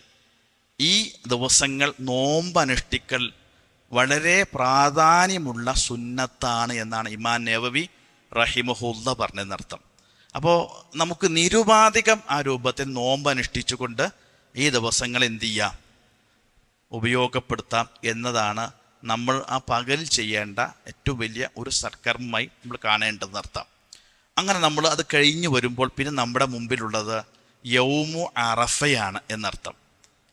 യൗമു അറഫ, ദുൽഹജ്ജ് മാസത്തിൻ്റെ ദിവസങ്ങൾക്ക് ചില പേരുകൾ കൊടുത്തിട്ടുണ്ട് റസൂലുള്ളാഹി സ്വല്ലല്ലാഹു അലൈഹി വസല്ലം. ദുൽഹജ്ജ് 8-നാണ് യൗമു തർവിയ എന്ന് പേര് പറയാം. അത് ആ ദിവസത്തിൻ്റെ പേരാണ്. ദുൽഹജ്ജ് 9-ൻ്റെ പേരാണ് യൗമു അറഫ എന്നുള്ളത്. ദുൽഹജ്ജ് 10-ൻ്റെ പേരാണ് യൗമു നെഹർ എന്നുള്ളത്. 11, 12, 13 അയ്യാമു തശ്രീഖ്. ഇത് ദിവസങ്ങളുടെ പേരുകൾ മാത്രമാണ് എന്നർത്ഥം. ഏതുപോലെ മുഹറം 9-ൻ്റെയും 10-ൻ്റെയും താസുആവും ആശുറാവും എന്ന പേരുള്ളതുപോലെ ഈ ദിവസങ്ങളുടെ പേരാണ് എന്നർത്ഥം. നമ്മൾ ഖുർആൻ, ഇപ്പം നമ്മൾ ഹജ്ജിന് പോകുമ്പോൾ അറഫയിൽ പോയി നിൽക്കൂലേ, അവിടെ ശരിക്കും ആ സ്ഥലത്തിൻ്റെ പേര് അറഫാത്ത് എന്നാണ്. അങ്ങനെ അവിടെ എഴുതി വെച്ചുകൊണ്ട് മുഴുവൻ അറഫാത്ത് എന്നാണ്. ഖുർആൻ പറഞ്ഞതും അറഫാത്ത് എന്നാണ്. അറഫ എന്ന് പറഞ്ഞാൽ ദിവസത്തിൻ്റെ പേരാണ്. അറഫാത്ത് എന്ന് പറഞ്ഞാൽ ആ സ്ഥലത്തിൻ്റെ പേരാണ്. അറഫ എന്ന് പറഞ്ഞാൽ ആ ദിവസം. ഏത് ദിവസം? ദുൽഹജ്ജ് 9-ൻ്റെ പേരാണ് യൗമു അറഫ. അറഫാത്ത് എന്ന് പറഞ്ഞാൽ ആ സ്ഥലത്തിൻ്റെ പേരാണ് അറഫാത്ത്. അങ്ങനെയാണ് ഖുർആനിലും ഹദീസിലും എന്ന വിശദീകരണം. അപ്പം നമുക്ക് എന്നാണോ നമ്മുടെ യൗമു അറഫ, നമ്മുടെ ദുൽഹജ്ജ് 9, അന്നാണ് നമ്മുടെ യൗമു അറഫ. അതിന് നമുക്കൊരു സംശയത്തിലും ഇടവരേണ്ടതില്ല എന്നർത്ഥം. നമുക്ക് ചിലപ്പോൾ ചില വൈകാരികമായ സംശയങ്ങളൊക്കെ തോന്നും. ഹാജിമാർ അവിടെ നിൽക്കുകയാണല്ലോ, അപ്പോൾ നമ്മൾ നോമ്പനുഷ്ഠിക്കണ്ടേ എന്നൊക്കെ ഉണ്ട്. ഇതൊക്കെ നമ്മൾ കണ്ടെത്തുന്ന ചില വിശദീകരണങ്ങളാണ്. അതൊന്നും നമുക്ക് പ്രമാണമായി നമുക്ക് സ്ഥാപിക്കാൻ കഴിയില്ല. നമുക്കിപ്പോൾ ഒരാൾ നമുക്ക് എന്നാണ് ദുൽഹജ്ജ് 1, നമ്മൾ അത് ഫോളോ ചെയ്തിട്ട് എന്നാണ് ദുൽഹജ്ജ് നമ്മുടെ 9, അന്നാണ് നമ്മുടെ യൗമു അറഫ എന്നർത്ഥം. ഏതായ ഒരു കാര്യം ഉറപ്പാണ്, നബി സല്ലല്ലാഹു അലൈഹി വസല്ലമയുടെ യൗമു അറഫയുടെ പിറ്റേ ദിവസം നബിക്ക് യൗമു നെഹറായിരുന്നു. അത് ഉറപ്പാണ്. യൗമു അറഫയുടെ പിറ്റേ ദിവസം നബിക്ക് യൗമു നെഹറായിരുന്നു. അതിൽ ഒരു കാലത്തും നബിയിൽ അതിൽ മാറ്റം വന്നിട്ടില്ല എന്നാണ് നമ്മൾ പ്രമാണങ്ങളുമായി ബന്ധപ്പെട്ടപ്പോൾ അത് തിരിച്ചറിയേണ്ടത്. റസൂലുള്ളാഹി സ്വല്ലല്ലാഹു അലൈഹി വസല്ലമയുടെ വിശദീകരണത്തിലും ഉമർ റളിയല്ലാഹു അൻഹുവിനോട് ചോദിക്കുന്നുണ്ട്, ഒരു ജൂതൻ, നിങ്ങളുടെ ഗ്രന്ഥത്തിൽ ഒരു ആയത്തുണ്ടല്ലോ, അല്ലൗമ അക്മൽതു ലക്കും ദീനക്കും വഅത്മംതു അലൈക്കും നിഅമതി വറളീതു ലക്കുമുൽ ഇസ്ലാമ ദീന, നിങ്ങൾക്ക് ഇന്ന് നിങ്ങളുടെ മതത്തെ പൂർത്തിയാക്കി തൃപ്തിപ്പെട്ട് തന്നിരിക്കുന്നു എന്ന് പറഞ്ഞത്, അത് ഞങ്ങൾക്കായിരുന്നു അവതരിച്ചതെങ്കിൽ ഞങ്ങളത് വലിയ ആഘോഷമായിട്ട് കൊണ്ടു നടന്നേനെ എന്ന് പറഞ്ഞു. അപ്പോൾ ഉമർ റളിയല്ലാഹു അൻഹു പറഞ്ഞു, ഞങ്ങൾക്കും അത് ആഘോഷമാണല്ലോ. അതെന്നാ ഇറങ്ങിയത്? ഇറങ്ങിയ സ്ഥലം എനിക്കറിയാം, ദിവസവും അറിയാം, സമയവും അറിയാം. അത് ഇങ്ങനെ അറഫ ദിനത്തിൽ റസൂലുള്ളാഹി സ്വല്ലല്ലാഹു അലൈഹി വസല്ലമ ഒട്ടകപ്പുറത്തിരിക്കുമ്പോഴാണ് ആയത്ത് ഇറങ്ങിയത്. അത് ജുമുഅ ദിവസത്തിലായിരുന്നു എന്ന് ഉമർ റളിയല്ലാഹു അൻഹു പറയുന്നുണ്ടെന്നർത്ഥം. അപ്പോൾ അത്രയും ശ്രേഷ്ഠമായ ഒരു ദിവസമാണ് യൗമു അറഫ എന്നുള്ളതെന്നർത്ഥം. അപ്പോൾ അവിടെയും അതിൻ്റെ ശ്രേഷ്ഠത ഏതിനാണ്? അറഫയുടെ പകലുകൾക്കാണ് എന്നതാണ് റസൂലുള്ളാഹി സ്വല്ലല്ലാഹു അലൈഹി വസല്ലം വിശദീകരണം. നബി പറഞ്ഞു, അഫ്ളൽ ദുആ യൗമി അറഫ, ഏറ്റവും ശ്രേഷ്ഠമായ ദുആ അറഫ ദിനത്തിലെ ദുആ ആണ് എന്ന. അതായത് ദുആ നബി സല്ലല്ലാഹു വിശദീകരിച്ചു, അഫ്ളലു മാ ഖുൽതു അന വന്നബിയ്യൂന മിൻ ഖബ്ലി ഖൗലു ലാ ഇലാഹ ഇല്ലല്ലാഹ് എന്നാണ്. അപ്പം ലാ ഇലാഹ ഇല്ലല്ലാഹ് എന്ന അർത്ഥം വരുന്ന ഏത് ദുആയോടും നമുക്ക് വർദ്ധിപ്പിക്കാം. അപ്പം നമ്മൾ ചെയ്യേണ്ടത് എന്താണെന്നറിയാമോ? നമ്മുടെ അറഫ ദിനത്തിൽ നമ്മൾ പരമാവധി ആ പകലിൽ സജീവമായി, ഇത് നമ്മൾ അവസാനത്തെ 10 27-ാം രാവ് പ്രതീക്ഷിച്ചിരിക്കൂലേ എന്നതുപോലെ പകലിലുള്ള ദിവസം ഏതാണ്? അറഫയാണ്. അപ്പം നമ്മൾ എന്താ പ്രത്യേകത? ആ ദിവസത്തിൽ മാത്രമാണ് പകലിൽ പൂർണ്ണമായി അല്ലാഹു സുബ്ഹാനഹു വതആല ഇറങ്ങി വരുന്നത്. ആ ഇറങ്ങി വരുമ്പോൾ അല്ല, ഞാൻ പറഞ്ഞ ആ ഉദ്ദേശത്തിലല്ല കേട്ടോ. ഒറ്റ രാവുകൾ നമ്മൾ പ്രതീക്ഷിച്ചിരിക്കൂലേ അത് രാത്രി പ്രതീക്ഷിക്കുന്നത് പോലെ നമ്മുടെ അറഫയിൽ പകലിൽ അല്ലാഹു സുബ്ഹാനഹു വതആല പൂർണ്ണമായി ഇറങ്ങി വരുന്നത് എപ്പോഴാണ്? അറഫയുടെ പകലിലാണെന്നർത്ഥം. അപ്പോൾ അല്ലാഹു വരുമ്പോൾ നമ്മൾ എവിടെ ഉണ്ടാകണം? നമ്മളെ എവിടെ കാണാനാണ് അള്ളാഹു ആഗ്രഹിക്കുന്നത് നമ്മൾ അവിടെ ഉണ്ടാകണം എന്നർത്ഥം. എവിടെയാണോ നമ്മൾ അള്ളാഹു പ്രതീക്ഷിക്കുന്നത് നമ്മൾ അവിടെ ഉണ്ടാകണം എന്നാണ്. എൻ്റെ മലക്കിനോട് ചോദിക്കുന്ന അർത്ഥം, എന്താണ് എൻ്റെ അടിമകളൊക്കെ ഇത്രയും ഇങ്ങനെ തയ്യാറായി നിൽക്കുന്നത് എന്ന് ചോദിക്കുന്ന അർത്ഥം. അപ്പോൾ മലക്കുകൾ പറയും, നിന്റെ വരവിനെ പ്രതീക്ഷിച്ചിരിക്കുന്നതാണെന്നാണ്. ഇത് അള്ളാഹു പറയുന്ന അവരോട്, നിങ്ങളെ ഞാൻ ഉഷ്ഹിദുക്കും, ഞാൻ നിങ്ങളെ സാക്ഷി നിർത്തിക്കൊണ്ട് പറയാം, അവരുടെ പാപങ്ങൾ ഞാൻ അവർക്ക് പുറത്തു കൊടുത്തിരിക്കുന്നു എന്നും എന്താണോ അവർ എന്നിൽ നിന്ന് പ്രതീക്ഷിക്കുന്നത് ഞാൻ അവർക്ക് നൽകിയിരിക്കുന്നുവെന്നും എന്താണ് എന്നെക്കുറിച്ച് ഭയപ്പെടുന്നത് ഞാൻ നിർഭയത്തെ നൽകിയിരിക്കുന്നു എന്ന് പറയുന്നർത്ഥം. സഹോദരന്മാരെ, അങ്ങനെ പറയുമ്പോൾ ആ ലിസ്റ്റിൽ ആരുണ്ടാകണം? നമ്മളും ഉണ്ടാകണമെന്നാണ് പറഞ്ഞത്. അള്ളാഹു ആ ആളുകളെ ചൂണ്ടി പറയുമ്പോൾ എവിടെയാണോ നമ്മൾ ഉണ്ടാകേണ്ടത് നമുക്കറിയാം, അവിടെ നമ്മൾ അന്ന് നമുക്ക് നോമ്പും കൂടി ആയിരിക്കണം. അതുകൊണ്ട് നമ്മുടെ ഒരു അശ്രദ്ധ മൂലം അലക്ഷ്യമായിക്കൊണ്ട് ഈ ദിവസങ്ങളെ നഷ്ടപ്പെടുത്തരുത് എന്നതാണ് ഈ പറഞ്ഞതിൻ്റെ അർത്ഥം. പിന്നെ റസൂലുള്ളാഹി സ്വല്ലല്ലാഹു അലൈഹി വസല്ലമ വർദ്ധിപ്പിക്കാൻ പറഞ്ഞ മറ്റൊരു പ്രാർത്ഥന ഏതാ? റബ്ബന ആതിന ഫിദ്ദുനിയ ഹസന വഫിൽ ആഖിറതി ഹസനതൻ വഖിന അദാബന്നാർ. അപ്പോൾ ഈ ഹജ്ജിലും ഉംറക്കൊക്കെ കാണാതെ പഠിച്ച് പോയി പറയാൻ പഠിപ്പിക്കപ്പെട്ട ഒരു പ്രാർത്ഥന ഏത് മാത്രമേ ഉള്ളൂ? ഇത് മാത്രമേ ഉള്ളൂ. ഇതാണെങ്കിൽ എല്ലാവർക്കും അറിയുകയും ചെയ്യാം. എന്താ ഈ പ്രാർത്ഥന? ഇത് നമ്മളൊരു ചെറിയ നിസ്സാരമായി കാണരുത്.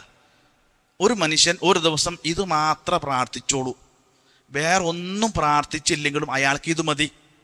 ഇതിലെല്ലാം പെട്ടോ റബ്ബന ആതിന ഫിദ്ദുനിയ ഹസന, അള്ളാഹുവേ ദുനിയാവിലെ എല്ലാ ഹസനത്തും എനിക്ക് തരണം.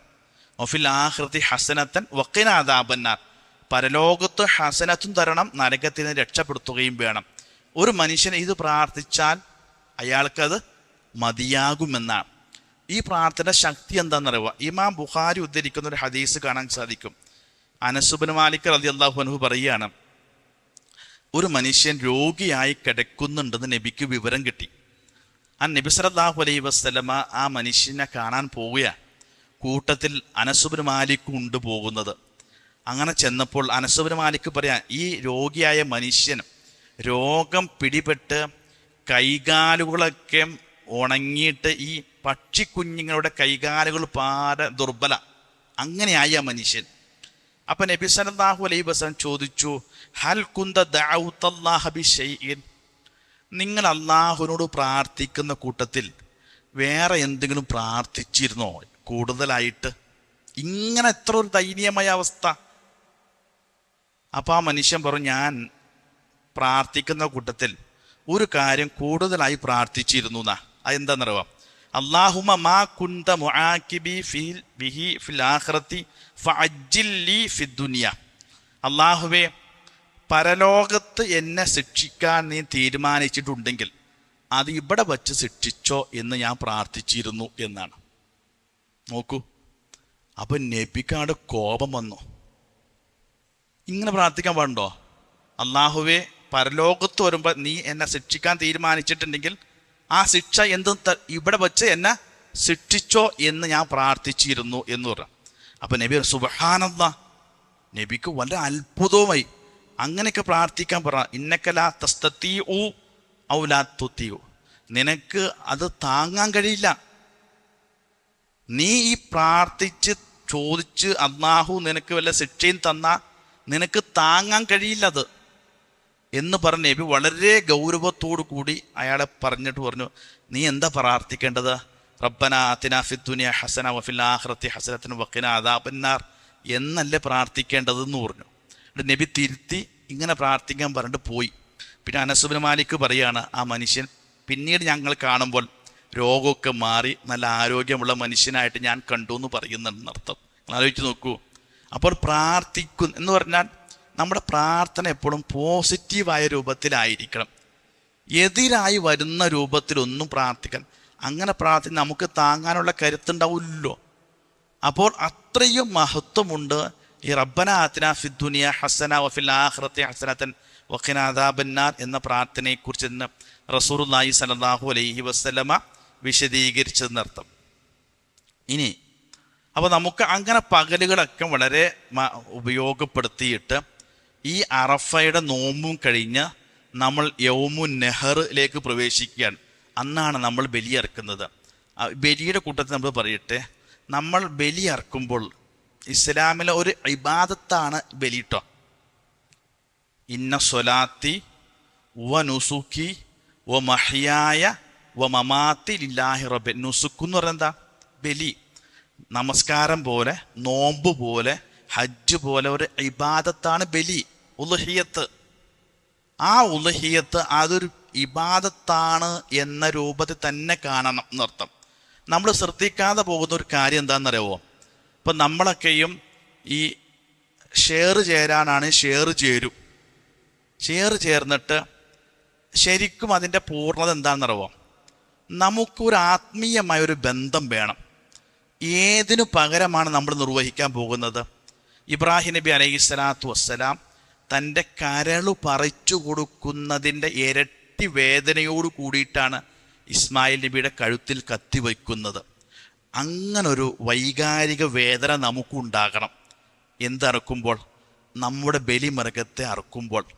ചുരുങ്ങിയ പക്ഷം കമ്മിറ്റിക്കാരും ശ്രദ്ധിക്കണം, അല്ലാത്തവരും ശ്രദ്ധിക്കേണ്ട കാര്യം, കമ്മിറ്റിക്കാരിപ്പോൾ ഒരു മാടിൽ ഷെയർ ചെയ്യുമ്പോൾ 7 പേരെയാണെങ്കിൽ ആ ഒന്നാമത്തിൽ ഒരു 7 പേരുടെ പേര് എഴുതണം. ഈ പോത്തിൽ 7 പേര്, ഇന്ന ആൾക്കാർ. ആ 7 പേര് ആ മൃഗത്തിൻ്റെ അടുത്തുണ്ടാകുക. അതിനെ അറക്കുമ്പോൾ നമ്മളുണ്ടാകണം. കാരണം നമ്മുടെ ഷെയറുള്ള മൃഗത്തെയാണ് അറക്കാൻ പോകുന്നത്. നമ്മൾ പേര് കൊടുത്തു, പൈസ അടിച്ചു, അറുത്തോ കൊടുത്തോ ഇതൊന്നും അറിയാതെ വൈകുന്നേരം പോയി ആ കിറ്റ് വാങ്ങിക്കൊണ്ടുവരുന്ന ഒരവസ്ഥ നമ്മൾ ഉണ്ടാക്കരുത്. നമ്മൾ അവിടെ ഉണ്ടാകണം എന്നായി പറഞ്ഞതിൻ്റെ അർത്ഥം. കാരണം എന്താണ്? ഇസ്ലാമിലെ ആദ്യം നടന്ന ഒരു ആരാധനാകർമ്മം ഏതാണ്? ബലിയാണ്.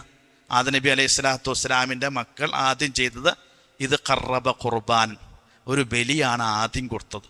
അതിൻ്റെ പേരിലാണ് തർക്കം ഉണ്ടായിട്ട് ഒരാൾ മറ്റൊരാളെ കൊന്നത്. ആദ്യം തുടക്കം കുറിച്ചത് ബലിയിലാണ്. അപ്പം നമ്മുടെയൊക്കെ ജീവിതം ഇപ്പം ഒരു പക്ഷേ മുതിർന്നവർക്ക് ഉണ്ടായിക്കൊടുന്നില്ല. നമ്മുടെയൊക്കെ ശരിക്കും സുന്നത്ത് ഇസ്ലാമിൻ്റെ പ്രമാണമനുസരിച്ച് നമ്മുടെ ജീവിതം തുടക്കം കുറിക്കുന്ന എവിടെന്നാ? അഖീഖ എന്ന ബലി അർത്തിട്ടാണ്, അല്ലേ? അഖീഖ എന്ന ബലി കൊണ്ടാണ് നമ്മുടെ ഈ ജീവിതം ഈ ഭൂമുഖത്ത് തന്നെ തുടങ്ങുന്നത്. അത് ചരിത്രപരമായ ഒരു തുടക്കമാണ്. അപ്പോൾ വലിയ ബന്ധമുണ്ട് നമുക്ക് ഈ ബലിയായിട്ട്. അതുകൊണ്ട് ഉളുഹിയത്ത് നമ്മളൊന്ന് പറയുമ്പോൾ അതൊരു വൈകാരികമായി നമ്മൾ കാണുകയും അതിനെ സമീപിക്കുകയും ഇസ്മായിൽ നബി അലൈഹി സ്വലാത്തു വസ്സലാം എന്താണോ ഇബ്രാഹിം നബി അലൈഹി സ്വലാത്തു വസ്സലാമിന് അന്ന് പ്രിയപ്പെട്ടത് എന്തായിരുന്നു? ഇസ്മായിലായിരുന്നു എന്ന ആ പ്രിയപ്പെട്ട സാധനത്തെയാണ് കൊടുക്കുമ്പോഴാണ് അള്ളാഹു അക്ബർ, എനിക്ക് ഇസ്മായിലല്ല വലുത്, അള്ളാഹു അക്ബർ, അള്ളാഹുവാണ് എനിക്ക് വലുത് എന്ന. നോക്കൂ, ഇതൊരു തക്ബീർ വെറുതെ പറയാനുള്ളതല്ല. ജീവിതത്തിൽ നമ്മുടെ ചങ്ക് പറിച്ചു കൊടുക്കുന്ന വേദന. അള്ളാഹുവേ, നിൻ്റെ ഒരു തീരുമാനത്തിൻ്റെ മുമ്പിൽ എനിക്ക് ഏറ്റവും പ്രിയപ്പെട്ടത് സമർപ്പിക്കാൻ ഞാൻ സന്നദ്ധനാണ്. കാരണം അള്ളാഹു അക്ബർ, എനിക്ക് വലുത് നീയും നിൻ്റെ കൽപ്പനകളുമാണ് എന്നതാണ് അതിൽ പറയുന്ന സംഗതി. ആ ഒരു മാനസികാവസ്ഥയുമായി ഖുർആൻ പറഞ്ഞല്ലോ, ലോകത്ത് അങ്ങനെ ബലിയെക്കുറിച്ച് പറഞ്ഞ ഏക മതം ഖുർആൻ മാത്രമേ ഉള്ളൂ. ലയനാനല്ലാഹ ലുഹൂമുഹ വലാ ദിമാഹുഹ, നിങ്ങൾ അറക്കുന്ന മൃഗത്തിൻ്റെ രക്തവും മാംസവും എനിക്ക് വേണ്ട, എനിക്ക് വേണ്ടത്. വലാക്കിൻ യനാലു തഖ്വാ മിൻഹും, നിങ്ങൾ ആ ബലി ആ മൃഗത്തെ അറക്കുമ്പോഴുള്ളൊരു മാനസികാവസ്ഥ ഉണ്ടല്ലോ, അതുണ്ടാണെങ്കിൽ എവിടെ വേണം? നമ്മൾ അവിടെ വേണം. ഇതിങ്ങനെ കൊടുത്തിട്ട് അർത്ഥോ എന്ന് പറഞ്ഞ് പോകുന്നത് അത് ആർക്കു വേണ്ടിയിട്ടാണ്? ആർക്കു വേണ്ടിയിട്ടാണ്? എന്താ ചോദിക്കുകയാണ്. നിങ്ങൾ എന്ത് മനസ്സാണോ നിങ്ങൾക്കുള്ളത്, ആ മനസ്സാണ് എനിക്ക് വേണ്ടതെന്നർത്ഥം. അള്ളാഹു ആ മനസ്സേ നോക്കുകയുള്ളൂ. അപ്പം അങ്ങനെ ഒരു വൈകാരികമായ രൂപത്തിൽ നമ്മൾ ബലിമൃഗത്തെ അറുക്കുവാനും നമ്മൾ പരിശ്രമിക്കേണ്ടതാണ് എന്നത് ഞാൻ സാന്ദർഭികമായി കൂട്ടി പറഞ്ഞതിനർത്ഥം. അതുകൊണ്ട് ഇസ്ലാമിലെ ഏറ്റവും ശ്രേഷ്ഠകരമായ ദിവസങ്ങളിലൂടെയാണ് നമ്മൾ കടന്നു പോകുന്നത് എന്ന നല്ല ബോധ്യം നമ്മുടെ മനസ്സുകളുണ്ടായിരിക്കണം. അതിൻ്റെ രാത്രികളും കഴിയുന്നത് പോലെ തഹജ്ജുദ് നിസ്കാരങ്ങൾ കൊണ്ടും മറ്റുമൊക്കെ നമ്മൾ ധന്യമാക്കാനും ശ്രമിച്ചിട്ട് നോക്കൊരു ഹജ്ജ് ചെയ്ത ഹജ്ജിന് മുമ്പും ഒരാൾ മരിച്ചു വിചാരിച്ച, ഹജ്ജ് കഴിഞ്ഞ ഒരു മരിച്ച ഒരാളെ സംബന്ധിച്ചിടത്തോളം അയാളുടെ അവിടെ മുമ്പ് മുഴുവൻ എന്തായിട്ടുണ്ട്, ഡിലീറ്റ് ആയിട്ടുണ്ട്. അയാൾ നേരെ ഡയറക്റ്റും കൂടെ ആയിരിക്കും, സ്വർഗത്തിലേക്കായിരിക്കും. അത്രയും ഒരു ശ്രേഷ്ഠത ഇത് ഇസ്ലാമിക കലണ്ടറിൻ്റെ അവസാനമാണ്. അപ്പം നമുക്ക് ഒരു പക്ഷേ ഈ ദിവസങ്ങൾ കൂടി ഉപയോഗപ്പെടുത്തിക്കൊണ്ട് പോയാൽ കഴിഞ്ഞ മുഴുവൻ വർഷത്തെയും അത് നമ്മുടെ ജീവിതത്തിലെ എല്ലാ ചെറുപാപങ്ങളും ഡിലീറ്റാക്കി പോകും എന്ന തിരിച്ചറിവ്, എന്നിട്ട് പുതിയ വർഷത്തിലേക്ക് ഒന്നേന്ന് പറഞ്ഞ് തുടങ്ങാൻ നമുക്ക് കഴിഞ്ഞാൽ നമ്മൾ ആരായി, രക്ഷപ്പെട്ടു എന്നാണ് ഈ പറഞ്ഞതിൻ്റെ ഉദ്ദേശം. ഞാൻ വളരെ ചുരുങ്ങിയ കാര്യങ്ങൾ മാത്രമാണ് ഉപയോഗപ്പെടുത്താൻ വേണ്ടി നിങ്ങളുമായി പങ്കുവച്ചത്. നമ്മൾ വളരെ ഗൗരവത്തോടു കൂടി സംഗതി ഓതാം. ഞാൻ ആദ്യം ഓതി വച്ച ആയത്ത് ഇന്ന സൊഫ വൽ മർവത്ത മിൻ ശആഇരില്ല. സൊഫയും മർവയും അള്ളാഹുവിൻ്റെ 2 ചിഹ്നങ്ങളാണെന്നാണ്. നിങ്ങൾ ആയത്ത് എവിടെയാണെന്നറിയോ? നിങ്ങൾക്ക് സൂറത്തുൽ ബഖറയിലാണ്. അതിൻ്റെ തൊട്ട് മുകളിൽ ആയത്ത് ഏതാണെന്നറിയോ? അറിയോ? ഹജ്ജുമായി ബന്ധപ്പെട്ടതല്ല. ഞാൻ പറഞ്ഞു തരാം. ഞാൻ നിങ്ങളെ വലനബുലുവന്നക്കും ബിശൈഇ മിനൽ ഖൗഫി വൽ ജൂഇ വനക്സി മിനൽ അംവാലി വൽ അൻഫുസി വസ്സമറാത്ത് വബശ്ശിരി സ്വാബിരീൻ. നിങ്ങളെ എല്ലാ നിലക്കും ഞാൻ പരീക്ഷിക്കും. ആരാണോ ക്ഷമിക്കുന്നത് അവർക്കാണ് സന്തോഷ വാർത്ത. ഇദാ അസാബത്തു മുസീബത്തുൻ ഖാലു ഇന്നാ ലില്ലാഹി വ ഇന്നാ ഇലൈഹി റാജിഊൻ ഉലായിക അലൈഹിം സ്വലവാത്തും മിൻ റബ്ബിഹിം വറഹ്മ വ ഉലായിക ഹുമുൽ മുഹ്തദൂൻ ഇന്ന സഫ വൽ മർവത മിൻ ശആഇരില്ലാ. അല്ലാഹു പറയാണ്, ഒരു മുസീബത്ത് പറ്റിയാൽ വിശ്വാസി എന്തു പറയും? ഇന്നാ ലില്ലാഹി വ ഇന്നാ ഇലൈഹി റാജിഊൻ എന്ന് പറയും. അത് കഴിഞ്ഞിട്ടാണ് സൊഫയും മർവയും അല്ല പറഞ്ഞത്. എന്താ കാരണം? ലോകത്ത് ക്ഷമയുടെ 2 അടയാളങ്ങളാണ് സൊഫയും മർവയും. ഒരു മാതൃസ്നേഹത്തിൻ്റെ 2 ക്ഷമയുടെ അടയാളമാണ് സൊഫയും മർവയും. അപ്പം അള്ളാഹു പറയുകയാണ്, സൊഫയും മർവയും ഒരു ക്ഷമയുടെ അടയാളം പോലെയാണ്, അത് ചിഹ്നമാണ് എന്നാണ്. എന്താ കാരണം? ഇന്ന് നോക്കൂ, ഇന്ന് സൗദി അറേബ്യയുടെ സൽമാൻ രാജാവ് ഹജ്ജിന് പോകുന്നുണ്ടെങ്കിൽ അയാളുടെ ഹജ്ജ് ശരിയാകണമെങ്കിൽ സൊഫയിലും മർവയിലും നടക്കുകയും ഓടുകയും വേണം. ആരോടിയ സ്ഥലത്ത്? ഹാജറ ബീവി ഓടിയത്. ആരാണ് ഹാജറ ബീവി? ഒരൊറ്റ ക്വാളിറ്റി ഉള്ളൂ, ഇബ്രാഹിം നബിയുടെ ഭാര്യ എന്ന ക്വാളിറ്റി മാത്രമേ ഉള്ളൂ. പൊക്കം കുറഞ്ഞ കറുപ്പ് ആയ അടിമ സ്ത്രീയാണ് ആര്? ഹാജറ ബീവി. അപ്പം അള്ളാഹു പറയാണ്, ലോകത്തെ ഏറ്റവും വലിയ തറവാടിത്തമുള്ള മുസ്ലിം വ്യക്തി, നിന്റെ ഹജ്ജ് ശരിയാകണമെങ്കിൽ ഹാജറ എന്ന പെണ്ണോടിയ സ്ഥലത്തോടെ ഓടിയിരിക്കണം. അതാണ് ഇസ്ലാമിൻ്റെ. അവിടെ തീരും. നമ്മുടെ മനസ്സിൽ ഞാൻ തരക്കേടില്ല എന്ന് തോന്നുന്നുണ്ടെങ്കിൽ എവിടെ തീരണം? അവിടെ തീരണം. അതെല്ലാം കഴിഞ്ഞ് നമ്മൾ വരികയാണ്. നോക്കൂ, മക്കാം ഇബ്രാഹീമു കാണാം. എന്താണ് മക്കാം ഇബ്രാഹീം എന്ന് പറഞ്ഞാൽ? കഅബാലയം പുനർനിർമ്മിക്കാൻ വേണ്ടി ഇബ്രാഹിം നബിക്ക് കയറി നിൽക്കാൻ വേണ്ടി ഇസ്മായിൽ നബി ഉരുട്ടിക്കൊണ്ടുവന്ന കല്ലാണ് മക്കാം ഇബ്രാഹിം. ആ കല്ല് ഉരുട്ടിക്കൊണ്ട് ഉപ്പാക്ക് കൊണ്ടേ കൊടുത്തിട്ട് അതിൽ കയറി നിന്നിട്ടാണ് ഇബ്രാഹിം നബി അലൈഹി സ്വലാത്ത് കഅബാലയം പടുത്തുയർത്തത്. സഹോദരന്മാരെ, ലോകത്ത് സാമ്പത്തിക വിശുദ്ധിയുടെ തിളക്കമുള്ള ഏക കെട്ടിടം ഏത് മാത്രമേ ഉള്ളൂ? കഅബ മാത്രമേ ഉള്ളൂ. കഅബ പുനർനിർമ്മിക്കാൻ വേണ്ടി ജാഹിലിയ കാലഘട്ടത്തിൽ ആളുകൾ മീറ്റിംഗ് കൂടി. അന്ന് അവർ പറഞ്ഞു, അവിഹിതമായ മാർഗത്തിലൂടെ സമ്പാദിച്ച ഒരു പൈസയും ആരും ഇതിനെ ഉപയോഗിക്കരുതെന്നർത്ഥം. നോക്കൂ, അവർക്ക് വിശ്വാസികളല്ല, എന്നിട്ട് പോലും അവിഹിതമായ അള്ളാഹ് തൃപ്തിപ്പെടാത്ത മാർഗത്തിലൂടെ സമ്പാദിച്ച പണം ഇല്ലാതെയാണ്. അതിനാണ് ആ ഓരോ കല്ലുകൾക്കുമുണ്ട് സാമ്പത്തിക വിശുദ്ധിയുടെ തിളക്കം. നമ്മൾ പോയിട്ട് ലബ്ബൈക്ക് അല്ലാഹുമ്മ ലബ്ബൈക്ക് എന്ന് പറയുമ്പോൾ ആ കല്ലുകൾ തിരിച്ചു പറയും, നിന്റെ ലബ്ബൈക്കും വേണ്ട സഅദൈക്കും വേണ്ട എന്ന്. നമ്മൾ ചെല്ലുമ്പോൾ പറയുമ്പോൾ സാമ്പത്തിക വിശുദ്ധി നമ്മുടെ കൈകളിലുണ്ടെങ്കിലേ ആ കഅബാലയം തിരിച്ച് പ്രതികരിക്കുമെന്നാണ്. അത്രയും വിശുദ്ധിയാണ്. അത് കഴിഞ്ഞ് നമ്മൾ നേരെ പോകുന്നത് അറഫയിലേക്കാണ്. എന്താ അറഫ എന്ന് പറഞ്ഞാൽ? ലോകത്ത് മനുഷ്യരുടെ കണ്ണുനീർ വീണ് നനഞ്ഞ ഏക മണ്ണ് ലോകത്തുണ്ടെങ്കിൽ അത് ഏത് മാത്രമേ ഉള്ളൂ? അറഫ മണ്ണ് മാത്രമാണ്. ഇത് നമുക്ക് തിരിച്ചറിവുണ്ടായിരിക്കണം. അങ്ങനെയാണ് ഓരോ സ്ഥലത്തിലേക്കും പോകുമ്പോഴൊക്കെ ഒരു വലിയ വൈകാരികമായ ബന്ധം. അപ്പം നമ്മളിങ്ങനെ ദുൽഹജ്ജിലൂടെ പോകുമ്പോൾ ആരെയാണ് ഓർക്കേണ്ടത്? ഖുർആൻ പറഞ്ഞു അദ്ദിൻ ഫിന്നാസി ബിൽ ഹജ്ജ് യഉതൂക, ഇബ്രാഹിമേ നീ ഹജ്ജിന് വിളിക്ക്, ഇവർ നിന്റെ അടുക്കൽ വരുമെന്നാണ്. ആരെടുക്കൽ വരുമെന്ന്? നിന്റെ അടുക്കൽ വരുമെന്നാണ് പറഞ്ഞത്. ഇസ്ലാമില് ഒരു കുടുംബത്തെ ചുറ്റിപ്പറ്റി നിൽക്കുന്ന ഏക ഇബാദത്ത് ഏതു മാത്രമേ ഉള്ളൂ? ഹജ്ജ്. അത് ഇബ്രാഹിം നബിയുടെ കുടുംബത്തിൽ ചുറ്റിപ്പറ്റി മാത്രം ഉള്ളൂ. അപ്പോൾ നമ്മൾ ഈ ദുൽഹിജ്ജ വരുമ്പോൾ നമ്മുടെ മനസ്സ് നിറയെ എന്തായിരിക്കണം? ഹജ്ജായിരിക്കും. ഹാജിമാരോടൊപ്പം നമ്മുടെ മനസ്സും ശരീരവും അതിനൊപ്പം. ഹജ്ജ് ചെയ്തവർ വീണ്ടും ഹജ്ജിനെ പുതുക്കിക്കൊണ്ടിരിക്കുക, ഹജ്ജ് ചെയ്യാത്ത ആളുകൾ ആ ചിന്തയും മനസ്സുമായി നടക്കുക. അങ്ങനെയാകുമ്പോൾ അതിൻ്റെ മുഴുവൻ നന്മകളിലും നമുക്ക് പങ്കാളികളായിക്കൊണ്ട് ഈ ശ്രേഷ്ഠതകൾ നേടിയെടുക്കാൻ കഴിയുമെന്നാണ്. ഞാൻ ഒരു കാര്യം കൂടി പറഞ്ഞുകൂടെ അവസാനിപ്പിക്കാം. നോക്കൂ, അറഫ എന്ന് പറയുമ്പോൾ ഒരുപാട് വലിയ ചരിത്രങ്ങൾ ഉറങ്ങുന്ന സ്ഥലമാണ്. മഹാനായ ഉമർ റളിയല്ലാഹു അൻഹു അദ്ദേഹത്തിൻ്റെ ഹജ്ജ് നിർവഹിച്ചിട്ട് തൻ്റെ കൂടെയുള്ളവരൊക്കെ മാറി നിൽക്കാൻ പറഞ്ഞു. എല്ലാവരും മാറ്റി നിർത്തിയിട്ട് ഒറ്റയ്ക്ക് ആ മണലിൽ പോയി മലർന്ന് കിടന്നിട്ട് പറഞ്ഞു, അല്ലാഹുമ്മ ളുഅഫതു ഖുവതി, അല്ലാഹുവേ ഇന്ന് ഉമർ ദുർബലനായിട്ടുണ്ട്. വന്തശറത റിആയത്തി, എൻ്റെ ഇസ്ലാമിക സാമ്രാജ്യം പരന്നു വിശാലമായിട്ടുണ്ട്.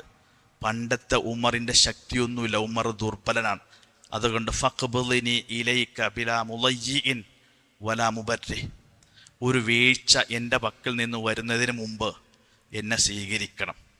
വജഅൽ മൗതി ഷഹാദത്തൻ ഫീ സബീലിക് വജഅൽ മൗതി ഫീ മദീനത്തി റസൂൽ, എൻ്റെ മരണം ഒരു ഷഹാദത്തായിട്ട് നീ സ്വീകരിക്കണം, എൻ്റെ മരണം റസൂലിൻ്റെ പട്ടണത്തിലുമായിരിക്കണം എന്ന് പ്രാർത്ഥിച്ചിട്ടാണ് ഉമർ റളിയല്ലാഹു അൻഹു നേരെ മദീനയ്ക്ക് തിരിച്ചു വരുന്നത്. ചരിത്രത്തിൽ കാണാം, ഏതാനും ആഴ്ചകളുള്ളിലാണ്. നോക്കൂ, എവിടെയാണ് മരിക്കുന്നത്? റസൂലുള്ളാഹി സ്വല്ലല്ലാഹു അലൈഹി വസല്ലം നിന്ന മിഹ്റാബിൻ്റെ ഉള്ളിൽ സുബഹി നമസ്കാര നേതൃത്വം കൊടുത്ത് ഒരു ശത്രുവിൻ്റെ, അമുസ്ലിമായ ശത്രുവിൻ്റെ കുത്തേറ്റ് ഷഹാദത്ത് നേടി അവസാനം എവിടെ പോയി കിടന്നു? നബി സല്ലല്ലാഹു അലൈഹി വസല്ലം വിശ്രമം കൊള്ളുന്ന മസ്ജിദ് നബവിയിൽ പോയി കിടക്കാൻ പോലും യോഗ്യത കിട്ടി. അവരൊറ്റ യോഗ്യത അറഫ പ്രാർത്ഥനയായിരുന്നു എന്നാണ് ചരിത്രങ്ങൾ പറയുന്നത്. അതാണ് അറഫയിലെ പ്രാർത്ഥനയുടെ ശക്തിയും പവറും എന്നാണ്. അത് അറഫയിൽ നിൽക്കുന്നവർക്ക് ഇരട്ടിയുണ്ടെങ്കിലും ശരി, നമ്മുടെ അറഫയിലും നമ്മളും ഉണ്ടാകണം പ്രാർത്ഥിച്ചുകൊണ്ട് അള്ളാഹുവിൻ്റെ അടുക്കൽ എന്ന് തിരിച്ചറിവ് നമുക്കുണ്ടാകണം. അതുകൊണ്ട് ഒരു നിലക്കും നഷ്ടപ്പെടുത്താതെ പരമാവധി ഉപയോഗപ്പെടുത്തിയിട്ട് നമുക്കിതൊക്കെ അനുകൂലമായി സാക്ഷി പറയാൻ നമ്മൾ ഉപയോഗപ്പെടുത്തണം. അള്ളാഹു സുബ്ഹാനഹു തആല നമ്മെ അനുഗ്രഹിക്കുമാറാകട്ടെ. നമ്മുടെ ഈ കേട്ട കാര്യങ്ങൾ പരമാവധി ജീവിതത്തിൽ പുലർത്തി അതിനോട് നീതി പാലിക്കാൻ നമുക്ക് കഴിയണം. അള്ളാഹു സുബ്ഹാനഹു തആല അതിനുള്ള തൗഫീക്ക് നൽകി അനുഗ്രഹിക്കുമാറാകട്ടെ. ഒരുപാട് ആളുകൾ നമ്മുടെ കൂട്ടത്തിലൊക്കെ രോഗികളുണ്ട്. അപ്പം നമ്മുടെ പ്രവർത്തകൻ്റെ കുട്ടി വളരെ പ്രയാസത്തിലാണ്, ആശുപത്രിയിലൊക്കെയും. അപ്പം നമ്മുടെയൊക്കെ പ്രാർത്ഥന എന്ന് പറഞ്ഞാൽ അത് വലിയ അപാരമായ ശക്തിയാണ്. ഏത് ഭൗതിക സംവിധാനങ്ങളെയും കവച്ചു വയ്ക്കും പ്രാർത്ഥന എന്ന് പറഞ്ഞാൽ. എല്ലാവരും നോ പറയുമ്പോഴും നമ്മൾ യെസ് എന്ന് പറയും. എന്താ കാരണം? നമ്മുടെ കയ്യിലാണ് പ്രാർത്ഥന എന്ന ആയുധമുള്ളതെന്നർത്ഥം. ഭൗതിക സംവിധാനങ്ങൾ എവിടെ അസ്തമിച്ചാലും ശരി, അവിടെ നമ്മുടെ പ്രാർത്ഥന ഫലിക്കുമെന്നുള്ളതാണ്. അതുകൊണ്ട് നമ്മുടെ പ്രാർത്ഥനയിലൊക്കെയും അവർക്ക് വേണ്ടി ആ കുട്ടിക്ക് വേണ്ടി പ്രാർത്ഥിക്കുക. ആ കുട്ടിയുടെ മാതാപിതാക്കൾ അനുഭവിക്കുന്ന പ്രയാസങ്ങൾ അല്ലാഹു സുബ്ഹാനഹു തആല കുട്ടിക്ക് എല്ലാ വിധത്തിലുള്ള ആഫിയത്തും ആരോഗ്യവും സൗഖ്യവും നൽകി അനുഗ്രഹിക്കുമാറാകട്ടെ. അനുഭവിക്കുന്ന പ്രയാസത്തിൽ നിന്ന് തിരിച്ചു വരാനുള്ള തൗഫീക്ക് നൽകി അനുഗ്രഹിക്കുമാറാകട്ടെ. നമ്മയും നമ്മുടെ കുടുംബത്തെയും ബന്ധുമിത്രാദികളും അത്രയും രോഗത്തിൽ നിന്ന് അല്ലാഹു കാത്തുരക്ഷിക്കുമാറാകട്ടെ. അതുപോലെ നമ്മുടെ പ്രാർത്ഥനയിൽ നമുക്ക് പ്രാർത്ഥിക്കുന്ന ഒപ്പം തന്നെ മറ്റുള്ളവർക്ക് ഒരു ചെറിയ ഒരു ഇടം നമ്മുടെ പ്രാർത്ഥനയിൽ നമ്മൾ കണ്ടെത്തണം. അത് നമുക്ക് തന്നെയാണ് ആത്യന്തിക ഗുണം എന്ന് നമ്മൾ തിരിച്ചറിയാം. നമുക്ക് വേണ്ടി പ്രാർത്ഥിക്കുമ്പോൾ ആമീൻ പറയാൻ ആരുണ്ടാവില്ല. നമ്മൾ മറ്റൊരാൾക്ക് വേണ്ടി പ്രാർത്ഥിക്കുമ്പോൾ നമുക്ക് ആമീൻ പറയാൻ മലക്കുകളുണ്ടാകും എന്ന ചിന്ത നമുക്ക് വേണം. നമ്മൾ അവിടെ ഒരു മാനസിക പിശുക്ക്, ഞാൻ പ്രാർത്ഥിച്ചപ്പോൾ അവൻ നന്നാവണ്ടല്ലോ എന്ന മാനസിക പിശുക്ക് വേണ്ട എന്ന ഈ പറഞ്ഞതിൻ്റെ അർത്ഥം.